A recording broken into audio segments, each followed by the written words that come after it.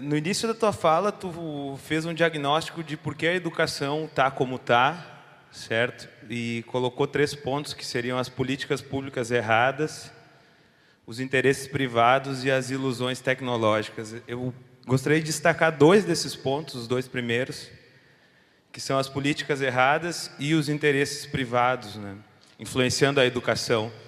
Sobre os interesses privados, Karl Marx nos avisou que ia ser assim, o Paulo Freire nos avisou que ia ser assim, e tu agora de novo está nos chamando a atenção que ia ser assim, que o interesse privado ele ia influenciar negativamente para uma educação libertadora, uma educação que gerasse autonomia. Eu estou chamando a atenção para isso porque esse diagnóstico é um diagnóstico estrutural, é um diagnóstico de uma questão social que está centralizada numa estrutura, né? E tu termina a tua fala colocando esses 4 pontos, que é a disposição pessoal, a interposição profissional, a composição pedagógica e a exposição pública, que são caminhos, são pistas que tu dá, mas que estão centralizadas no sujeito, no professor, né, no sujeito individual. Eu considero que existe um grande abismo aí entre esse sujeito individual e essa estrutura social. Ao passo de que essa estrutura muitas vezes impede nós, professores, de transformarmos a nossa realidade. Então a minha questão para ti é como avançar, como fazer a diferença considerando uma estrutura que nos oprime, que nos condiciona e que não nos dá o mínimo de recursos para fazer essas transformações a partir dos indivíduos e a partir das coletividades profissionais dentro das escolas. Obrigado. Boa noite, meu nome é Luciene e a minha pergunta é a seguinte: de que modo a universidade pode romper os paradigmas na formação de professores? Como o senhor bem falou, e essa semana passada também numa outra palestra com o professor José Pacheco, vem esses conceitos novamente à tona, né? Então, autonomia, coparticipação, parceria, formação de professores através de professores nessa parceria. E a minha dúvida, e é uma dúvida que eu tenho que trabalhar ela na minha tese, é essa, de que modo a universidade pode romper, então, os seus paradigmas para a formação de professores dentro dessas capacidades aqui ditas. Obrigada. Com a sua fala, né, uma boa parte da sua fala foi comparação de profissões. Né, você citou médicos e outras profissões. E, para mim, sempre, numa profissão, sempre existe uma avaliação ou uma inovação. Ou seja, o médico se estabelece pelo número de pacientes que não morreram. Né? Se ele tem um número grande de pacientes que morrem, ele é um médico que não é tão bem abraçado pela comunidade. Né? Ou um arquiteto, um engenheiro, se ele constrói um prédio e ele recém cai, então ele não é um bom arquiteto, um bom engenheiro. A questão da educação, existe uma outra variável, que é a questão do tempo. Nós trabalhamos, eu não fiz pedagogia, né? A minha formação é mais acadêmica, mas a gente trabalha na educação infantil e as crianças são pequenas, elas vão dar um resultado futuro para a sociedade daqui a 10, 15, 20 anos. E como é feita como a sociedade avalia isso? Numa profissão que o resultado não é imediato, o resultado é de uma geração. Então nós ficamos numa situação um pouco volúvel, se é que posso botar essa palavra. É esse o meu questionamento. O Gabriel foi-se embora, estava-lhe a pedir para ele ficar aqui, mas ele desapareceu, não quer, não é? Então, tentar dar respostas curtas, mas apesar de tudo, tentar com alguma... ver se eu consigo esclarecer a minha posição. Não é? Sobre a primeira pergunta, o que eu procurei fazer ao longo desta intervenção foi falar muito no sujeito, mas no sujeito profissional, quer dizer, na profissão enquanto coletivo. Não é? Eu reforcei ao longo da minha fala, evidentemente, que há uma dimensão pessoal, quer dizer, isto é, se não houver uma dimensão de intervenção individual, é impossível construir uma profissão, mas procurei insistir muito no sujeito coletivo, não é? Na dimensão coletiva da profissão. Porque eu julgo que é aí que está o ponto. O ponto está na fragilidade da profissão. A profissão é muito frágil do ponto de vista coletivo e, ao ser muito frágil do ponto de vista coletivo, ela tem uma grande dificuldade, não é? Nessa capacidade de consolidar outras práticas, outras realidades, etc. Eu não creio que o problema da educação se resolva através de voluntarismos individuais.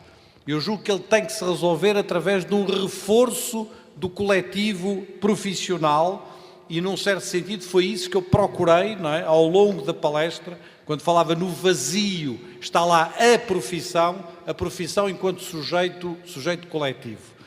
E creio que isso é central. Isto é, se nós não conseguirmos isso, dificilmente conseguiremos reforçar uma educação mais inclusiva, uma educação mais democrática, etc.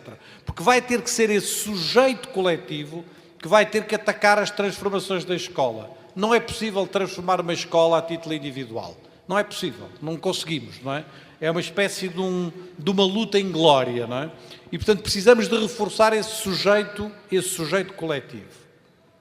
Isto dito, eu acho que há uma coisa que nos custa muito a ouvir, mas que nós temos que reconhecer, não é? E que está subjacente à sua pergunta, que é o Ortega y Gasset, o filósofo espanhol, disse uma vez que esta coisa de acharmos que podemos ter uma escola boa numa sociedade má, que é uma ilusão. E, portanto, ele dizia, uma nação é grande quando a sua escola é boa e o resto da sociedade é boa também.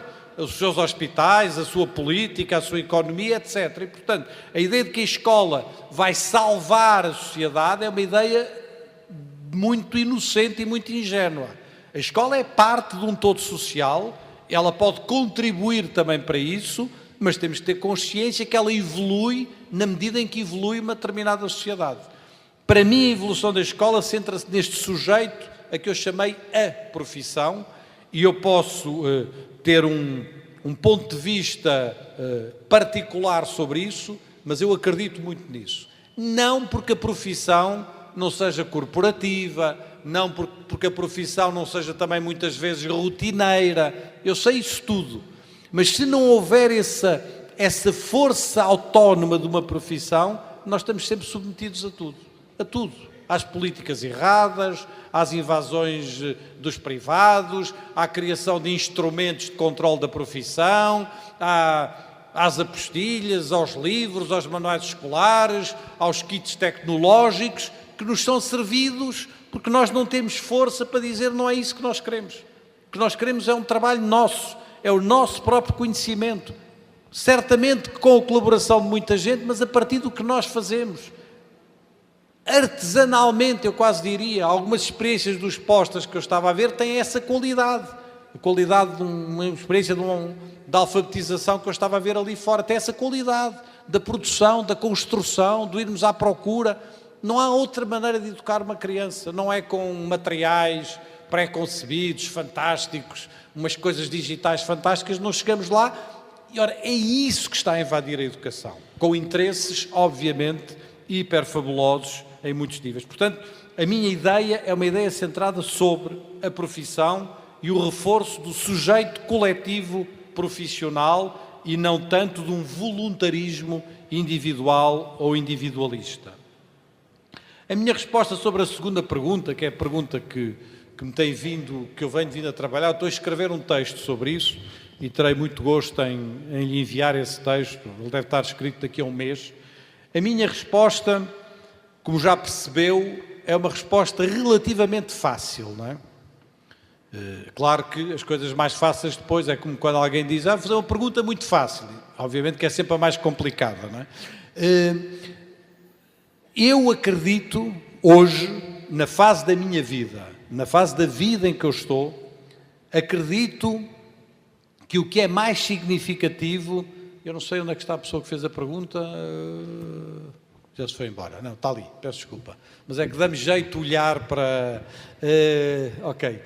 Eu acredito nesta fase da minha vida que nós somos muito condicionados pelos ambientes que construímos à nossa volta, não é? Portanto, eu acredito muito na construção de ambientes, de ambiências, de formas de organização que sejam propícias a que certas coisas aconteçam, não é? Ora, eu julgo que a universidade anda há 20 ou há 30 anos a falar na ligação entre a teoria e a prática, na ligação da universidade às escolas, mas não consegue fazer isso. E não consegue porque esse ambiente não existe no espaço universitário. E, portanto, eu acredito numa coisa a que eu tenho vindo a chamar a construção dentro das universidades, mas com ligação ao que está fora das universidades. No fundo, uma coisa que, de algum modo, estava presente num dos slides que eu apresentei logo no início.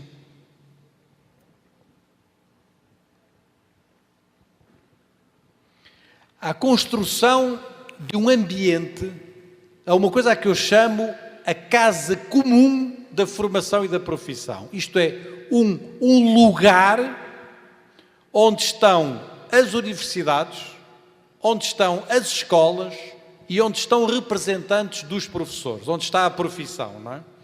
E criar um lugar desse tipo onde se formem os professores. A universidade tem o seu pé lá dentro, mas aquilo não é um espaço interno da universidade. É um espaço de interface, é um espaço de diálogo entre a universidade, as escolas e os profissionais da educação. Num certo sentido, para emendar, como vocês dizem, para emendar com a terceira pergunta e com a questão da comparação entre as profissões, num certo sentido, a formação médica, o hospital universitário é isso. O que é um hospital universitário? É um lugar, a Faculdade de Medicina está lá dentro, mas o hospital é muito mais amplo que a Faculdade de Medicina, não é? E, portanto, lá dentro daquele lugar estão os professores universitários, mas também estão os médicos.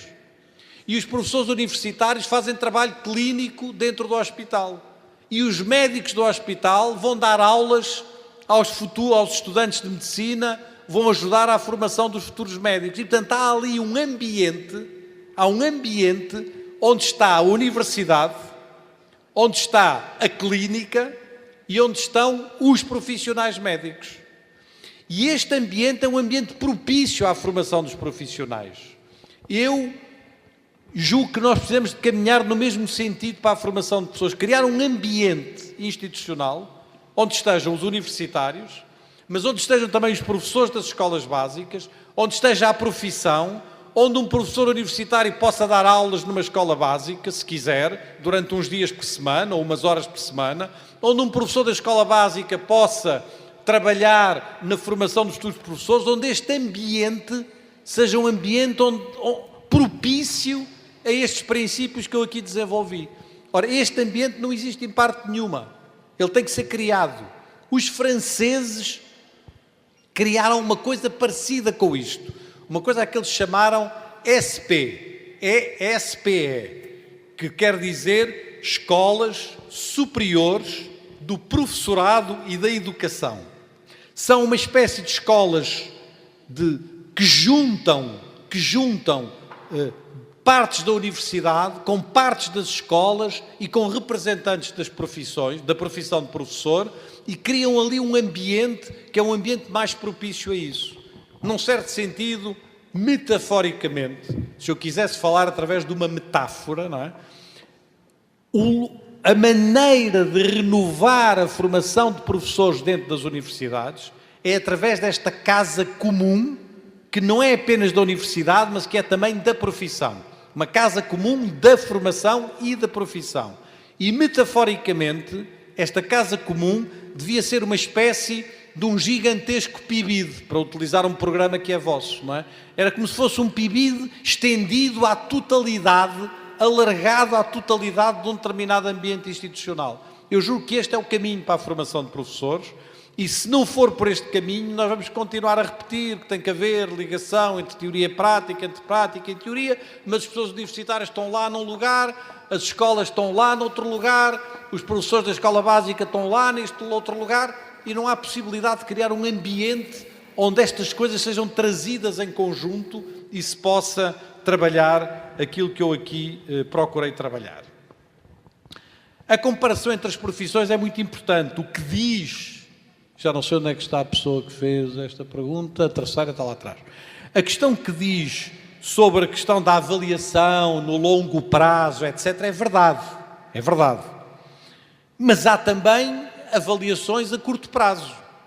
Eu vou falar de uma coisa que parece um absurdo eu dizer isto, mas falou e bem de que os médicos ganham o seu prestígio em função da capacidade de tratar as pessoas, de não as deixar morrer, etc, etc. Eu, ainda hoje, em muitas escolas em Portugal, e Portugal tem um bom sistema educativo, mas em muitas escolas em Portugal, ainda hoje, não é? Nós temos muitos professores que ganharam o seu prestígio, e até um prestígio dentro da profissão, porque eram professores muito rigorosos. E o que é que queria dizer professores muito rigorosos? Eram professores que matavam muitos alunos, que deixavam morrer muitos alunos. E como, portanto, quanto mais reprovavam, aquele é que é um bom professor. Os professores que não prestavam eram os que passavam todos os alunos. Os professores rigorosos, exigentes, os bons professores eram aqueles que reprovavam muita gente. Isso ainda hoje existe em muitas escolas. Uma espécie de um prestígio feito ao contrário em relação ao que devia ser. Eu contava, creio que falávamos há bocado, que era com o Gabriel, se não me engano, estávamos a conversar sobre isso, de uma conversa que eu tive, que parecia uma conversa de loucos, que eu tive com uma professora em Portugal, de uma escola, de uma zona muito pobre, uma professora que dava aulas a jovens de 14, 15 anos, que era professora de Física, doutorada em Física, e que reprovava 90% dos seus alunos. E que me dizia, com quem eu conversei uma hora, e que ela me dizia assim: senhor professor, eu peço desculpa, eu fui lá ver o que é que se passava. E ela dizia-me: peço-lhe desculpa, eu sou uma excelente professora. Quer ver os meus planejamentos? Eu desafio a que veja algum planejamento didático, etc., mais elaborado do que aquele que eu faço. Quer ver as minhas aulas? Toda a gente reconhece que as minhas aulas são extraordinárias e que eu dou aulas fantásticas. Se os alunos reprovam, não é o meu problema. Eu sou paga para dar boas aulas de Física. Não sou paga para que os alunos aprendam, não é? Uma pessoa que diz isto não percebeu nada do que é a profissão docente. Mas há muita gente a dizer isto. Ela dizia-me olhos nos olhos: senhor professor, o Estado português paga-me para dar boas aulas de Física. E eu dou excelentes aulas de Física. Se os meninos reprovam ou não, se os meus pacientes morrem todos, não é o meu problema, não é? Eu sou um excelente médico, excelentes terapêuticas, faço ciência do mais alto nível. Se os meus doentes morrem todos, não é o meu problema, não é? É o problema deles que morreram, não é? Ora bem, este tipo de concepção é um tipo de concepção que muitas vezes nós alimentamos dentro da nossa profissão e que é obviamente absurdo. Eu não estou a dizer que se devem passar todos os alunos sem eles saberem, mas estou a dizer uma coisa que vou dizer para terminar esta conversa convosco e que vou dizer com toda a convicção. É inaceitável, é intolerável, não é? Que no ano de 2017 nós não sejamos ainda capazes de ensinar todas as crianças a ler e a escrever e a ter uma base mínima de cultura. Como é que isto é possível? Nós vamos à Lua, nós fazemos medicamentos personalizados, eu ontem via na televisão uns avanços científicos aqui no Brasil em que se construíam uns mini-cérebros artificiais onde se testavam doenças. Fazemos coisas absolutamente fabulosas e não somos capazes de ensinar todas as crianças a ler e a escrever, que é uma coisa completamente básica. O que é que se passa nas nossas cabeças? Porquê? Porque não sabemos como é que isso se faz? Claro que sabemos. Sabemos todos como é que isso se faz. É uma coisa relativamente simples. Não é nada do outro mundo. Então porquê é que isso acontece? Porquê é que deixamos crianças durante anos e anos e anos na escola, como dizia o Bernard Charlot, um colega nosso, dizia que estão inscritas na escola, mas que nunca lá entraram, que nunca pertenceram àquela escola. Estava ali a ver um outro póster sobre as pichações, sobre a ideia do pertencimento. Porquê é que aquela criança nunca se sentiu pertença daquela escola? Se ela não se sente pertença daquela escola, ela não vai estudar, não vai fazer nada. Ela vai estar lá e nós assistimos a que a criança vai estando ali sem lhes fazermos nada.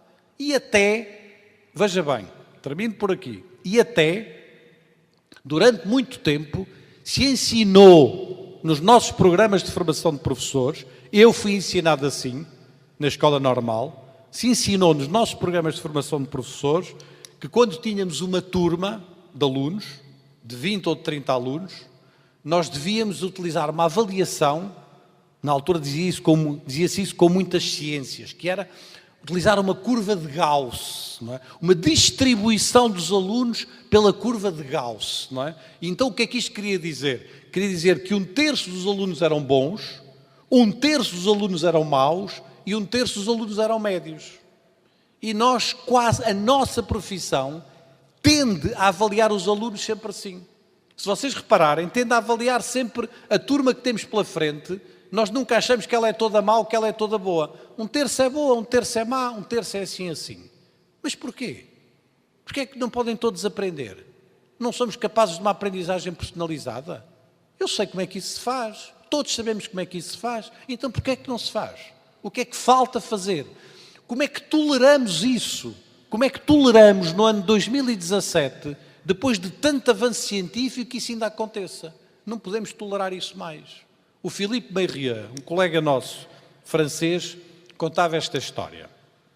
Dizia ele, nunca se esqueçam que algumas das aprendizagens mais importantes que uma criança faz são feitas antes de entrar na escola. Por exemplo, a aprendizagem de caminhar. Caminhar é uma aprendizagem muito difícil, não é uma coisa fácil. É uma coisa cognitiva, é uma coisa motora, é uma coisa afetiva. É uma coisa relacional, com os outros, com o espaço. É uma coisa que implica riscos. É uma coisa que implica equilíbrios. É uma coisa que implica a gente cair e machucar-se e voltar-se a pôr em pé. É uma aprendizagem muito difícil. E então aprender a falar uma língua é uma aprendizagem de uma enorme complexidade. Aprender milhares de palavras, milhares de sons, saber o que eles significam, saber pedir as coisas. Isto não é muito mais difícil do que aprender aritmética. Mas então porquê é que toda a gente aprende a falar e tanta gente não sabe aprender aritmética? O que é que se passa? O que é que aconteceu aqui para nós permitirmos que isto ainda aconteça? E o Philippe Mérieux dizia, e por aqui termino com esta piada, que não é uma piada, porque é uma piada muito séria, e Philippe Mérieux dizia, olha, vou-vos dizer baixinho uma coisa, ainda bem que as crianças não aprendem a andar numa escola. Senão 1/3 das crianças andava bem, 1/3 das crianças andava mal e 1/3 das crianças andava assim, não é? Isto é, esta ideia de que nem todos podem aprender, isto é mortal para o prestígio da nossa profissão. E, portanto, nós temos que colocar as nossas exigências, os nossos compromissos, a nossa ciência, não ao serviço de justificar, de desculpar, porque as crianças são pobres, porque não há livros lá em casa, porque as crianças vêm de pais analfabetos. Temos que compreender isso tudo. Temos que compreender isso tudo, politicamente, sociologicamente. Temos um dever de compreensão.